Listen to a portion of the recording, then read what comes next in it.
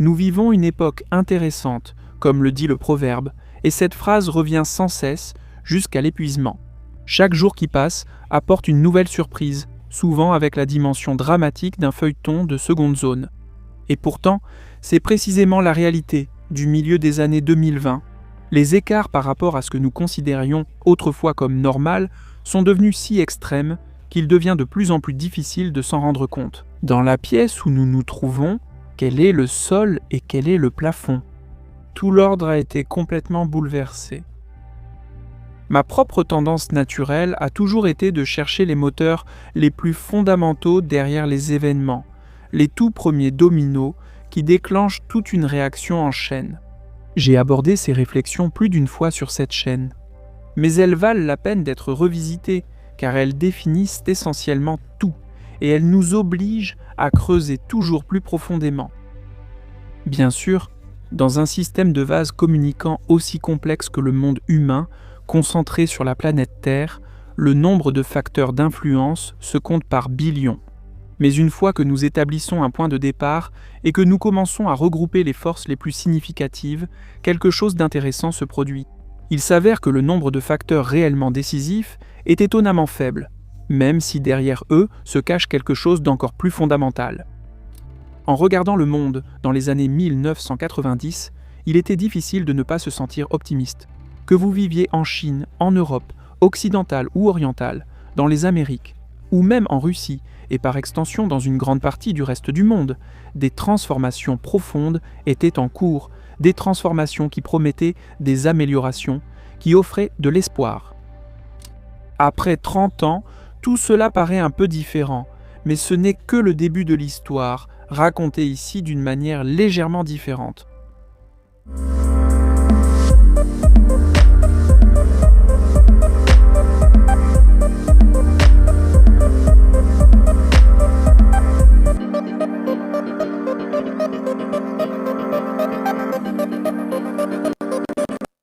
L'ordre international libéral fondé sur des règles l'emportait. C'était un monde censé incarner la liberté, les droits de l'homme et la libre circulation du commerce et de la communication. Un monde qui était censé aider chacun de nous à devenir une meilleure version de soi-même ou, au minimum, ne pas placer d'obstacles artificiels sur notre chemin. Tous voulaient en faire partie, même si dans certains lieux les gens ne pouvaient l'admettre publiquement. Et il y avait un endroit qui se trouvait au cœur même de cette idée. Tout le monde regardait des films américains, Bruce Willis, Tom Hanks, Robin Williams, tout le monde portait des vêtements américains, ou voulait en porter, tout le monde utilisait des fenêtres américaines ou un iMac, tout le monde buvait du Coca-Cola et mangeait des Big Mac. L'Amérique était le champion de la mondialisation et de l'ordre libéral. L'Amérique était en train de gagner. Mais le monde a une façon de ne jamais rester immobile. Les conditions données sont constamment redéfinies. La seule constante, c'est le changement. L'Amérique était en train de gagner, mais tout le monde voulait gagner, et surtout, la Chine. Le reste de cette histoire nous est familier à tous, donc je ne vais pas m'y attarder longuement. Le transfert de la production vers la Chine, des marges plus élevées pour l'élite américaine, la montée en puissance de la Chine et la dégénérescence des classes inférieures et moyennes aux États-Unis. Cette dynamique a à la fois permis l'ascension de la Chine et, à travers les tensions sociales internes des États-Unis, ouvert la voie à l'arrivée au pouvoir de Donald Trump. Qu'est-ce qui a provoqué cette avidité, un manque de prévoyance ou un choix délibéré de détourner le regard de la part de la plutocratie américaine dans son ensemble? Ce manque de contrôle, en seulement 3 décennies, nous a menés à la plus grande guerre en Europe depuis des générations. Oui, indirectement, c'est aussi une conséquence de ce processus, ce qui peut être démontré par une chaîne logique claire.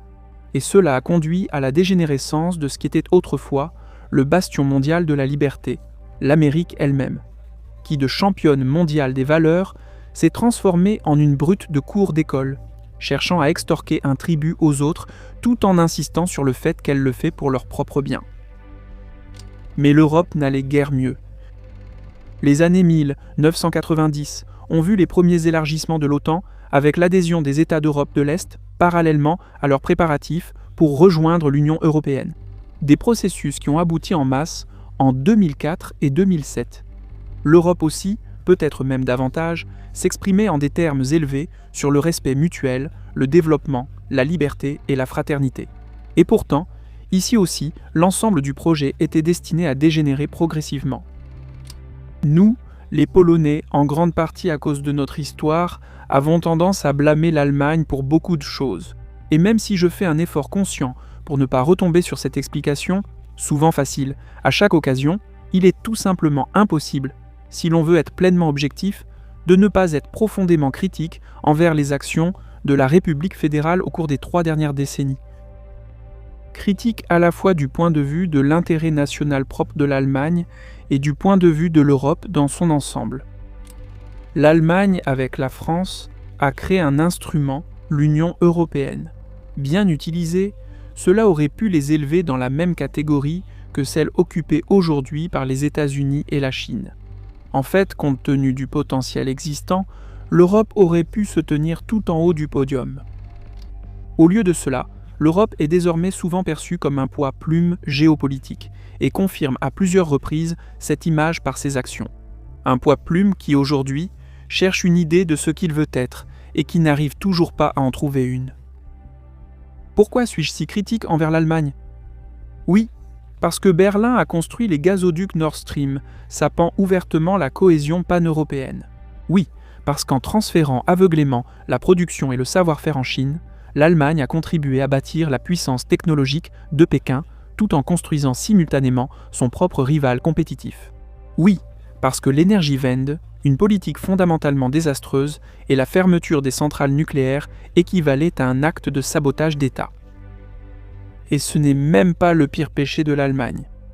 Alors quel est-il l'état actuel de l'Europe ? Oui, tout ce qui a été mentionné précédemment a contribué à ce résultat, mais le facteur le plus destructeur a été l'utilisation de la plateforme européenne pour poursuivre des objectifs nationaux, étroits et parfois carrément nationalistes. Quand Donald Trump sort et dit qu'il veut le Groenland, au moins tout le monde comprend ce qu'il cherche. L'intention est explicite. Mais lorsque vous faites avancer des traités et des politiques tout en alimentant un récit, souvent par le biais de lobbyistes rémunérés, selon lequel ils sont conçus pour le bien commun, alors qu'en réalité, leur principal bénéficiaire est censé être l'Allemagne, au détriment des autres, vous détruisez activement le concept même de l'Union européenne. Et si, en plus de cela, vous poursuivez des politiques économiques nationales défaillantes, leurs conséquences sont inévitablement exportées à travers tout le continent. C'est le plus grand péché de Berlin. Pour que l'Union européenne réussisse, l'Allemagne aurait dû faire exactement le contraire de ce qu'elle a réellement fait, le contraire de ce que ses vieux instincts lui dictaient. Au lieu de jouer à un jeu à somme nulle et de gagner aux dépens des autres nations européennes, elle aurait dû façonner le terrain de manière à produire un gain à somme positive. L'Allemagne aurait dû se positionner comme le garant du système, sans s'arroger la majorité du pouvoir. Ce n'est qu'à cette condition que les accusations de duplicité auraient été réduites et que les véritables décisions politiques se seraient alignées davantage sur les besoins de l'ensemble du collectif, plutôt que seulement sur ceux de son noyau. Pourquoi est-ce la responsabilité de Berlin et non celle d'Amsterdam ou de Vienne ?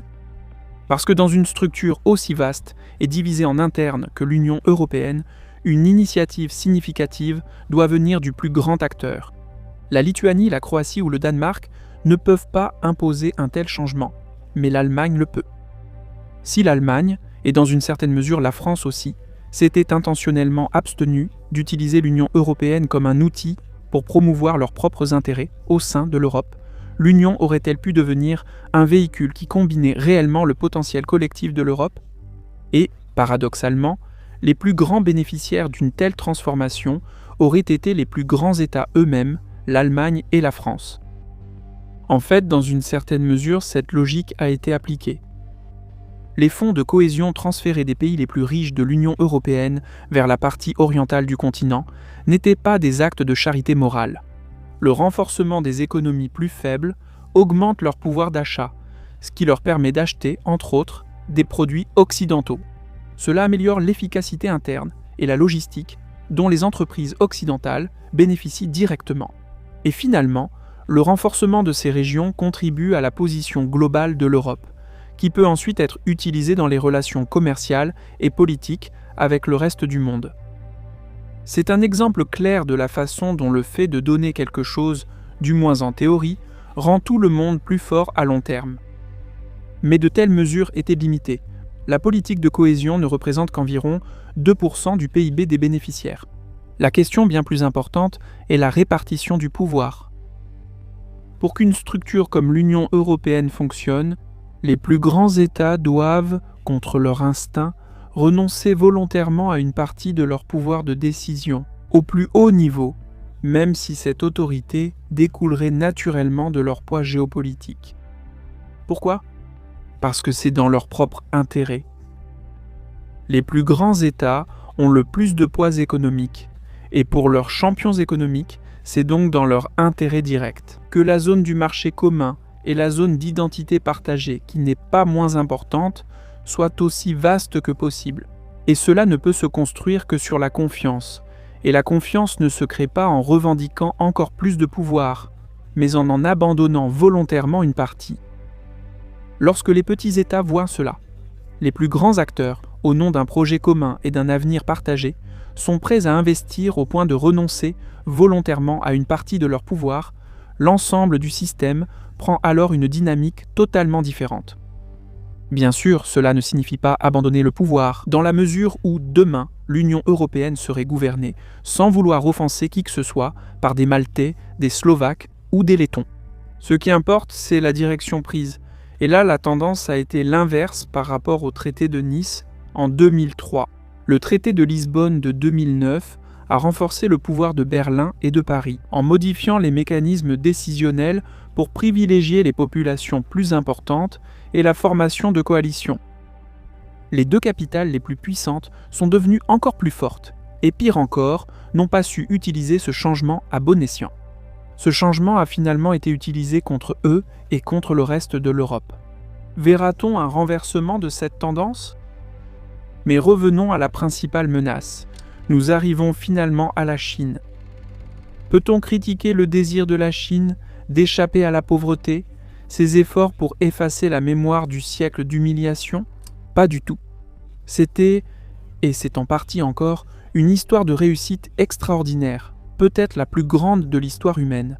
Notre imagination est peut-être tout simplement trop limitée pour saisir pleinement ce que cela signifie de sortir des centaines de millions de personnes de l'extrême pauvreté en seulement 2 ou 3 générations. Et pourtant, ici aussi, nous trouvons la source d'une épine qui grandit avec le temps. Car quelqu'un a d'abord plongé la Chine dans la pauvreté et l'humiliation. Dans les commentaires géopolitiques contemporains, les références aux valeurs largement comprises sont souvent banalisées ou carrément tournées en dérision. Je ne partage pas ce point de vue. Les valeurs sont, en fait, le socle fondamental de la géopolitique, lorsqu'on la comprend comme une analyse du monde physique que les humains habitent. Prenons un exemple simple. Ukraine. Dans les premiers jours de la guerre, l'Ukraine a largement été abandonnée, laissée pour morte. Récemment, Mateusz Morawiecki, Premier ministre polonais de l'époque, l'a confirmé. Paris comme Berlin ont soutenu, dès les toutes premières heures de l'invasion, que l'Ukraine devait se résigner à son effondrement. L'Ukraine ne s'est pas effondrée, et après 4 ans de guerre, elle tient toujours fermement. Et pourtant, la plus grande arme de l'Ukraine n'a pas été les javelins, ni plus tard les HIMARS. C'était la volonté de la nation, une volonté alimentée par le désir de se détacher des valeurs représentées par l'agresseur, et pour que l'Ukraine, aussi imparfaite soit-elle aujourd'hui, devienne finalement un espace incarnant des valeurs totalement différentes, bien plus proches de celles de l'Occident. Pour cela, les gens étaient et sont toujours prêts à donner leur vie. Le poids géopolitique des valeurs s'est avéré si puissant qu'il a rendu obsolètes des milliers d'analyses géopolitiques prédisant la défaite rapide de l'Ukraine. Ainsi, en réalité, l'objectif de chaque acteur géopolitique est concrètement de permettre à ses citoyens de réaliser librement les valeurs portées par une civilisation donnée. En Occident, nous voulons être en sécurité, en bonne santé, prospère et surtout avoir la liberté de choix. Nous voulons un système dans lequel un millionnaire est égal devant la loi à une femme de ménage. C'est le contrat social que nous acceptons et celui que les politiciens que nous élisons sont, en principe, chargés de défendre. La Chine fonctionne selon un contrat social différent. Oui, elle cherche à assurer la sécurité, la prospérité, la santé et le confort de ses citoyens, mais la liberté absolue ne fait pas partie de cet ensemble de valeurs. Ce qui signifie que si vous faites quelque chose qui déplaît ou menace le grand frère, vous pouvez simplement disparaître demain et tout le monde sera censé continuer comme si de rien n'était. Les exemples incluent la surveillance de masse abondante, la censure ou, dans certains cas historiques précis, la politique de l'enfant unique, qui a entraîné environ 300 millions d'avortements et une forme criminelle d'ingénierie sociale qui a effacé des structures familiales entières où il n'y a ni tante ni oncle. Et nous avons même évoqué la révolution culturelle. C'est pourquoi, même si la quête du peuple chinois pour un niveau de vie plus élevé mérite reconnaissance et respect, le système politique qui s'est renforcé à travers ce processus est dangereux pour l'humanité tout entière, surtout parce qu'il ne s'agit pas d'un système neutre. Les actions entreprises par le Parti communiste chinois envers Taïwan et d'autres acteurs internationaux en sont la preuve. Tôt ou tard, le PCC cherchera à exporter ce système au-delà de ses frontières, même si ce n'est pas par une annexion pure et simple, alors ce sera par une subordination économique et politique totale. Ainsi, en rembobinant la bande, nous nous retrouvons soudain dans un monde qui ressemble peu à celui de 1990. Les États-Unis, toujours puissants, ont commencé à démanteler le système même qu'ils avaient construit autrefois, revenant à la loi de la jungle. La Chine est bien plus puissante qu'auparavant et utilise cette force sans hésitation.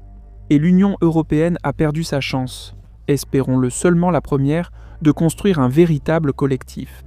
Maintenant, au lieu de cela, elle cherche des euphémismes pour décrire les actions du soi-disant roi fou d'outre-océan. Ce que demain nous réserve, personne ne le sait. Peut-être que les historiens décriront un jour cette période comme une brève aberration, le court règne du soi-disant roi fou, après quoi le système est revenu à ses paramètres d'usine mondialiste. Peut-être que nous nous dirigeons vers une ère de forteresse et d'autarcie, comme Mark Carney l'a récemment averti, où les grands centres de pouvoir se replient sur eux-mêmes et où le développement mondial ralentit considérablement. Malheureusement, il existe aussi un scénario qui mène à une guerre mondiale. En théorie, nous pourrions nous arrêter ici et dire que la situation actuelle est simplement le résultat de processus entre les États-Unis, la Chine et l'Europe. Des processus dictés par les lois fondamentales de la géopolitique. Mais est-ce que cela explique vraiment l'état des choses auxquelles nous assistons aujourd'hui ? Ces soi-disant règles fondamentales de la géopolitique sont rarement remises en question et à mon avis, c'est une erreur. Je ne crois pas que ce soit là que se trouve la véritable source du problème, celle que j'ai mentionnée au tout début. Comme nous l'avons noté plus tôt, ces processus ne sont pas apparus de nulle part. Ils ont été motivés par la cupidité des entreprises ou la recherche du profit, par le désir de pouvoir absolu de la part des individus. Des phénomènes qui, au niveau individuel, sont souvent condamnés mais qui, lorsqu'ils se manifestent à grande échelle, sont considérés comme normaux. Cet énoncé doit-il vraiment être notre axiome ? Et je ne pose pas cette question simplement pour faire du signalement de vertu ou par quelque appel moralisateur élevé, détaché de la réalité. Écoutez-moi bien. Nous décrivons notre monde à travers des données mesurables. Nous suivons la croissance du PIB sur des centaines, voire des milliers d'années. Le projet Madison, dont vous voyez le graphique à l'écran, estime la croissance du PIB sur des millénaires pour des pays comme l'Égypte ou la France, en remontant jusqu'à l'an 1 de notre ère. Nous suivons l'espérance de vie, qui a augmenté d'environ 2,5 fois au cours des 250 dernières années. Nous suivons la croissance technologique, qui a littéralement explosé au cours des 150 dernières années, comme le montre ce graphique. Même sans prendre en compte la révolution de l'IA, nous suivons la technologie militaire, dont l'accélération rapide, surtout depuis l'introduction des armes nucléaires, ne peut être niée par personne. Nous suivons l'expansion de l'approvisionnement en électricité et de nombreux autres indicateurs également. Mais il y a un graphique que presque personne ne montre jamais, et c'est peut-être le plus important de tous, un graphique de la croissance de la moralité humaine. Avant que quelqu'un ne m'accuse de perdre totalement le contact avec la réalité, laissez-moi être clair. C'est un phénomène parfaitement mesurable, qui dépend uniquement des principes que nous choisissons pour sa mesure. À l'écran, vous pouvez maintenant voir à quoi pourrait ressembler un tel graphique sur les 4000 dernières années en tenant compte des grandes guerres et des épisodes d'extermination de masse. Et il est donc difficile de ne pas remarquer que la croissance de la moralité humaine est en fait réelle. Des actes tels que le meurtre d'hérétiques, l'assassinat d'enfants handicapés, les exécutions publiques ou l'esclavage étaient autrefois des normes sociales largement acceptées, du moins dans certaines parties du monde, et ce jusqu'à une époque relativement récente. Il y a seulement 100 ans, une personne noire était considérée par beaucoup comme un être humain inférieur. Et les femmes étaient jugées indignes non seulement du droit de vote, mais même d'avoir une voix au sein de leur propre foyer. Pour ces raisons, la croissance de la moralité humaine est un fait empirique. Et en tant que tel, c'est aussi un facteur qui façonne les relations internationales. En ce sens, l'hypothèse selon laquelle les gens sont intrinsèquement mauvais, a priori, n'est pas justifiée. Les humains placés dans des conditions totalement désespérées reviendront souvent à des comportements primitifs, mais pas toujours, comme le démontre l'héroïsme de certaines victimes des camps de concentration. Cependant, il s'agit là d'une condition extrême. Ce qui importe ici, c'est l'observation plus large que Homo sapiens, en 2026 après Jésus-Christ, et Homo sapiens en 2026 avant Jésus-Christ, sont en moyenne des êtres moralement différents et indéniablement plus avancés aujourd'hui. Cela dit, lorsqu'on la compare à d'autres trajectoires, comme la croissance du PIB, le développement technologique, la taille de la population et bien d'autres, il est clair que sur des centaines, voire des milliers d'années, la courbe représentant la moralité humaine serait bien plus plate. Le progrès moral, en tant qu'espèce, n'a pas suivi le rythme de l'augmentation de la richesse, de l'accélération de la technologie ou de l'expansion de la population. Ce déséquilibre est dangereux en soi, comme l'a démontré l'invention de la bombe atomique. La technologie militaire a tellement devancé le développement moral que l'humanité s'est soudainement retrouvée incertaine de savoir si elle ne risquait pas de s'anéantir complètement. Aucune autre espèce animale n'a jamais été confrontée à un tel dilemme. Guerre, souffrance de masse et massacre agissent d'un point de vue moral comme un mécanisme de rétroaction. Après chaque grande guerre, les gens prient pour que ce soit la dernière. Pourtant, la courte durée de la vie humaine, combinée à la grande distance entre les décideurs et les victimes, affaiblit ce mécanisme de correction collective. Malgré cela, les deux grandes guerres du début du XXe siècle ont engendré la plus longue période sans guerre majeure de l'histoire du monde. De plus, cette période a vu émerger des phénomènes traduisant une hausse de la moralité mondiale, de la liberté d'expression, de religion et d'un accès massif à l'éducation gratuite. L'introduction des salaires minimums, mis en œuvre dans de nombreuses régions du monde, constitue une véritable avancée pour l'humanité et un produit direct du XXe siècle. Mais plus nous nous éloignons des périodes de souffrance collective, plus la mémoire s'estompe et tous les vices reviennent. C'est pourquoi, à mon avis, la courbe morale a une forme sinusoïdale. Chaque chute correspond à une grande guerre, une grande famine ou une grande extermination, suivi d'un rebond porté par la libération de la souffrance, un espoir renouvelé et un désir de changement. Nous avons vu cela dans les années 1950 et 1960 aux États-Unis et en Europe, et dans les années 1980 en Chine, après la révolution culturelle maoïste. Aujourd'hui, il semble que nous soyons à nouveau sur une pente descendante, mais avons-nous atteint le fond ? Cela reste inconnu. Certains diront que les guerres ont toujours existé et existeront peut-être toujours, mais si l'on revient aux preuves empiriques, il n'en demeure pas moins que les guerres deviennent moins fréquentes. C'est ce que montrent les données, et la baisse semblerait encore plus marquée si l'on mesurait le nombre de guerres pour 1000 habitants. Alors, quelle conclusion peut-on en tirer ? La géopolitique tourne traditionnellement autour de concepts tels que la géographie, où les points de passage, les détroits, les barrières naturelles, les rivières et les océans, ainsi que les gisements de ressources, jouent un rôle décisif. La géographie, par conséquent, définit quels endroits sur la carte du monde sont les mieux placés pour soutenir de grandes sociétés prospères. Les déterministes soutiendraient que la géographie explique tout, et que grâce à la géographie de l'Amérique, au système fluvial Mississippi-Missouri, à l'accès à 2 océans et à la fertilité de la Corn Belt, les États-Unis occupent la position qu'ils ont aujourd'hui.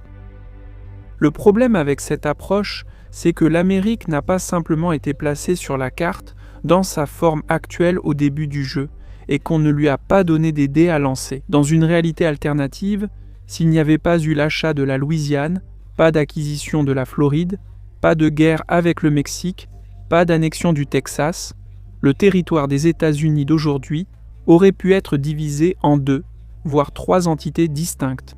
À moins, bien sûr, d'être un déterministe absolu qui croit que tout était fixé au moment du Big Bang et que l'avenir aurait pu être calculé mathématiquement il y a 13 milliards d'années, y compris moi, en train de prononcer ces mots. En mettant cette extrémité de côté, ce qui devient évident, c'est que l'élément manquant est le facteur humain. La géopolitique, donc, reconnaît l'influence de ce qu'on appelle l'homme d'État, un individu dont l'émergence modifie le cours de l'histoire. C'est une observation valable, et l'imprévisibilité de Donald Trump ne fait que renforcer l'idée que les actions d'un seul individu peuvent avoir des conséquences mondiales. Mais dès que nous introduisons l'élément moral, nous devons savoir que ces individus possèdent aussi leur propre cadre moral, un cadre pour lequel ils sont ensuite vénérés, comme Jean-Paul II, ou Nelson Mandela, ou condamnés, comme Adolf Hitler. Ce cadre moral, au-delà des prédispositions personnelles, est façonné par la culture de la société, par les masses, et ce sont ces mêmes masses qui élèvent ensuite ces individus au sommet.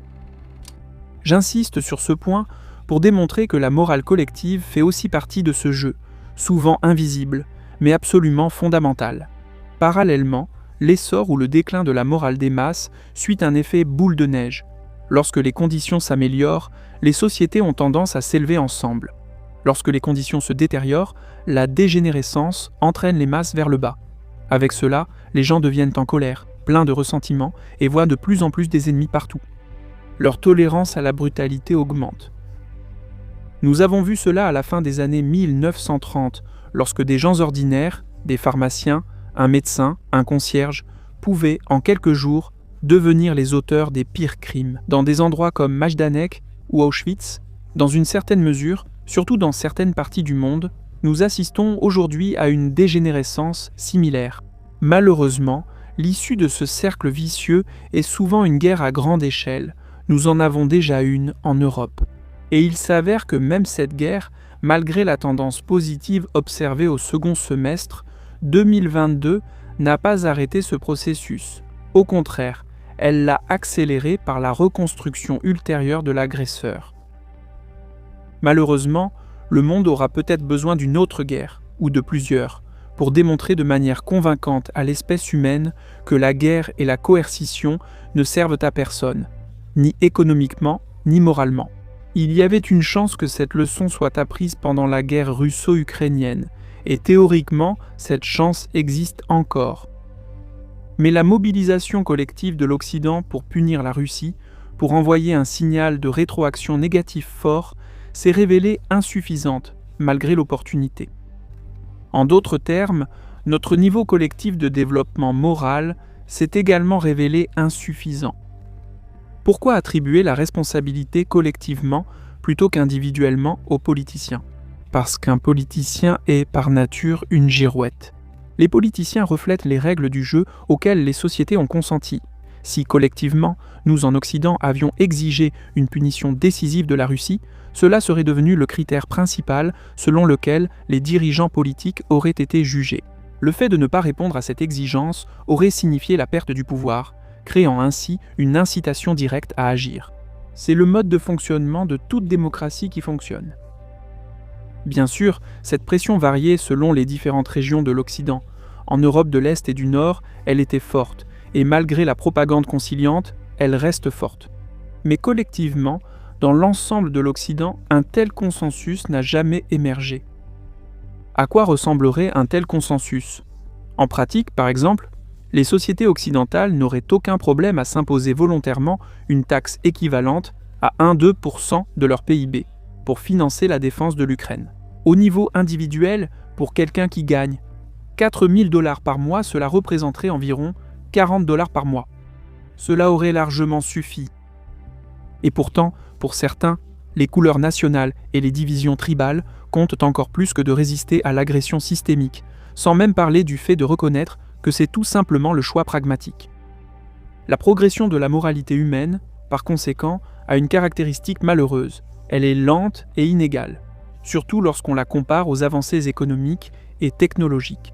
En d'autres termes, un humain qui se bat avec des bâtons n'est pas moralement très différent de celui qui manie des ogives thermonucléaires. Et pourtant, comme je l'ai déjà mentionné, les 26e et 21e siècles, malgré l'hécatombe de la Seconde Guerre mondiale, ou peut-être à cause d'elle, ont produit de véritables avancées positives dans le développement. Celles-ci sont visibles même sur ce graphique. Quelqu'un pourrait demander « Que pouvons-nous faire alors pour changer cette situation ?» Le problème, c'est qu'il y a très peu de choses à faire au niveau systémique, peut-être à l'exception d'un système éducatif sain pour les enfants. La moralité ne peut pas être systématisée, on ne peut pas lancer un programme et l'élever collectivement. Les tentatives de le faire relèvent d'une pensée utopique, tout à fait dans la tradition des communistes. Les mouvements qui brandissent des bannières proclamant l'égalité et la justice échouent souvent à porter ce fardeau. Leurs dirigeants luttent souvent avec leur propre pathologie personnelle profonde, tout en essayant, je cite, « de sauver le monde ». Ainsi, de tels mouvements ont tendance à dégénérer, entraînant parfois avec eux des millions de victimes. Un autre exemple est l'instrumentalisation de la moralité, en l'utilisant de manière irrationnelle comme un outil. La politique migratoire de l'Occident en est un exemple concret. Ce qui était présenté comme vertueux dans le récit fonctionnait souvent en pratique comme une méthode dissimulée pour réduire les coûts de la main-d'œuvre nationale au détriment de la stabilité sociale et des citoyens eux-mêmes. En bref, la morale a été instrumentalisée. C'est pourquoi je souhaite formuler une réserve à l'avance, en anticipant une partie des critiques inévitables. La morale que je décris n'est pas une morale aveugle, c'est une morale adaptée aux conditions du monde contemporain. Une morale tempérée par la sagesse. Nous pouvons convenir que, a priori, tous les êtres humains sont égaux, tout en rejetant la déstabilisation des sociétés par une immigration excessive en provenance de régions culturellement incompatibles, ou la destruction délibérée de relations constructives avec une puissance hégémonique par des attaques ostentatoires contre sa direction. Oui, je veux dire les États-Unis et Trump. Ce n'est pas de la morale, c'est de la folie.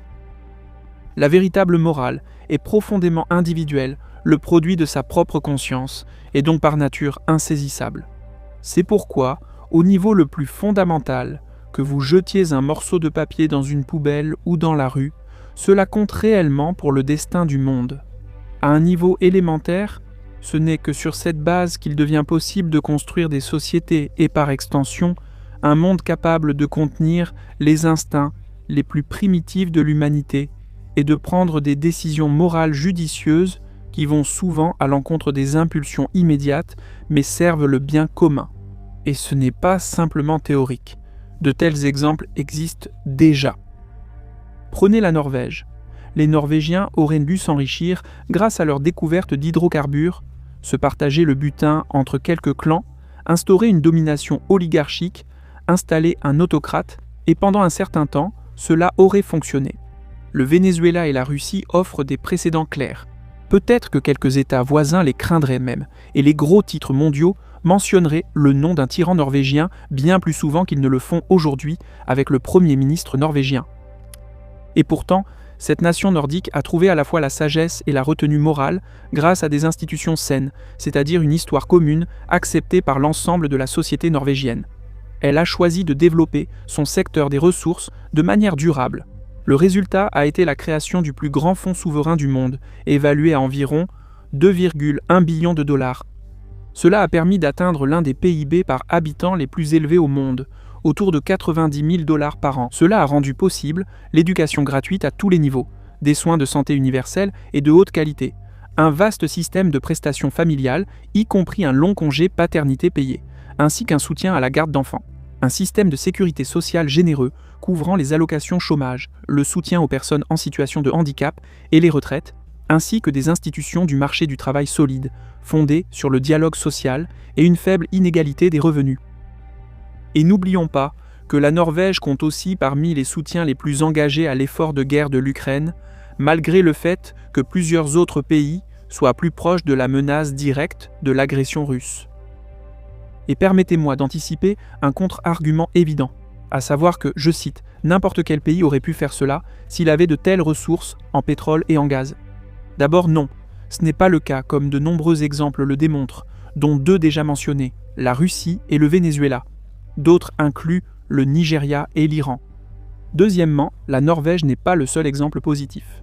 Il y en a d'autres, notamment parmi les pays nordiques, le Danemark, la Suède, l'Islande et la Finlande, dont les sociétés sont presque aussi riches et égalitaires. C'est le Nord qui représente aujourd'hui le pôle de la moralité au niveau de l'État, si tant est qu'on puisse utiliser ce terme. Et enfin, pour ne pas finir sur une note pessimiste, rappelons-nous que nous sommes toujours sur une courbe ascendante. Le monde continue d'avancer, et la moralité humaine aussi. Même si nous traversons actuellement une phase de régression, nous reviendrons inévitablement sur la voie de la croissance. Espérons que cela arrive plus tôt que tard, et nous évaluons, je cite, les corrections tragiques en cours de route.